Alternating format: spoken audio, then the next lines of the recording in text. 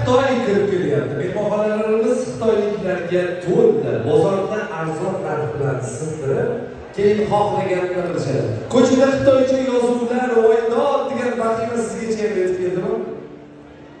Bir savol bersanglar, bozorlarimizda oldin yo'qmidi Xitoyda tovarlar? Asboblarimiz, dastgohlar, uskunalar Avstraliyadan kelardi. Tabiiyki yo'q. Faqat bitta farqi bor edi. Orada olib sotarlikda o'zimiz qilardik. Xitoyliklar qarasa, Pekindan $6 shimni olib, bitta o'zbek ikkinchi o'zbekka 20-30 dollardan sotyapti.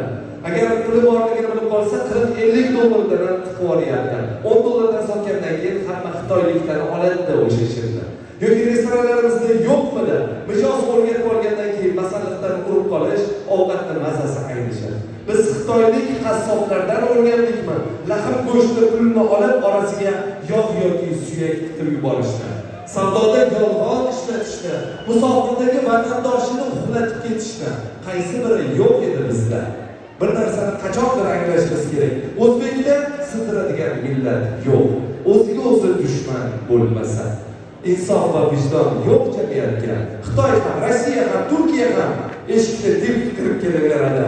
Biz birinchi navbatda o'ziga insof so'raydigan million jamoasi.